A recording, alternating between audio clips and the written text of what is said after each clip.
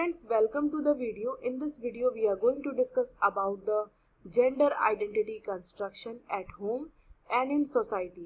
किस तरह से घर पर और समाज में हमारी लैंगिक पहचान का निर्माण होता है। आइए इसके मीनिंग को हम जानते हैं। Gender identity refers to an individual's personal sense of their gender, which may align with or differ from their sex assigned at birth. लैंगिक पहचान से तात्पर्य किसी व्यक्ति की अपनी लैंगिकता को लेकर व्यक्तिगत अनुभूति से है, जो जन्म के समय निर्धारित उनके जैविक लिंग से मेल खा सकती है या भिन्न हो सकती है। लैंगिक पहचान हमारी व्यक्तिगत अनुभूति होती है। बर्थ के समय या जन्म के समय हमें एक जेंडर असाइन किया जाता है। ये उससे मेल भी खा सकती है या उससे भिन्न हो सकती है। आइए हम जानते हैं कि किस तरह से हमारी लैंगिक पहचान का निर्माण घर पर होता है। How our gender identity is constructed at home through socialisation process. हम फैमिली इंटरेक्शंस के थ्रू हमारे जेंडर रोल को इंटरनलाइज करते हैं। मीन्स हमारी जो लैंगिक भूमिका है उसको हम समझते हैं, उसको आत्मसात करते हैं। और दूसरा है रोल मॉडलिंग।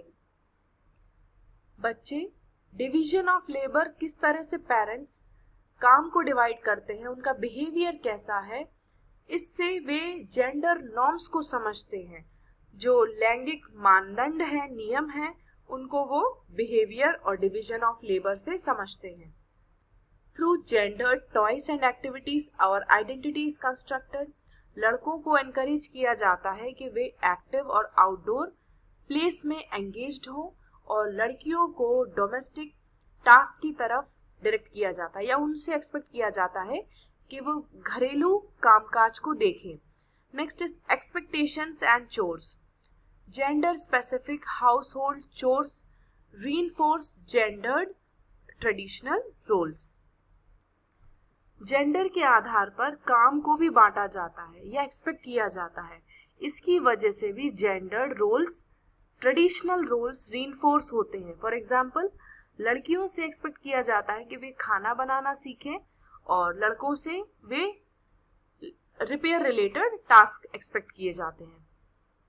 अब हम जानते हैं कि किस तरह से सोसाइटी हमारी जेंडर आइडेंटिटी को कंस्ट्रक्ट करती है।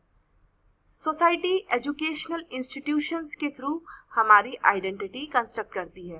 टेक्स्ट बुक्स और करिकुलम में भी जेंडर स्टीरियोटाइप्स रिफ्लेक्ट होते हैं। टीचर्स भी कई बार अनकॉन्शियसली जेंडर्ड एक्सपेक्टेशंस को क्लासरूम प्रैक्टिसेस में रीइंफोर्स करती हैं। Media and popular culture like TV shows, films, advertisements, songs भी स्टीरियोटिपिकल मेल्स और फीमेल रोल्स को डिपिक्ट करते हैं। जेंडर डाइवर्स इंडिविजुअल्स का रिप्रेजेंटेशन कम देखने को मिलता है। Next is peer influence. Peer groups भी जेंडर नॉर्म्स को रीइंफोर्स करते हैं through social interaction and behaviour expectations. Next is legal and policy frameworks. Education, employment, health से रिलेटेड जो लॉस हैं वो कई बार जेंडर्ड आइडेंटिटी को रीइंफोर्स करते हैं या कई बार उनको चैलेंज करते हैं। उन स्ट्रैटेजीज के बारे में जानते हैं जिनसे पॉजिटिव जेंडर आइडेंटिटी प्रमोट की जा सकती है। पहली स्ट्रैटेजी है जेंडर सेंसिटिव एजुकेशन। करिकुलम को रिवाइज करना चाहिए जो जेंडर डाइवर्सिटी को रिफ्लेक्ट करे या दर्शाए। अवेयरनेस प्रोग्राम्स को प्रमोट करना चाहिए जिससे जेंडर इक्विटी प्रमोट हो सके through campaigns and media representation.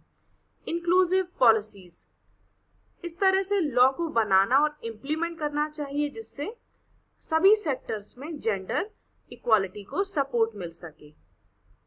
So friends, in this video we have discussed about the gender identity construction at home and in society. Thank you so much.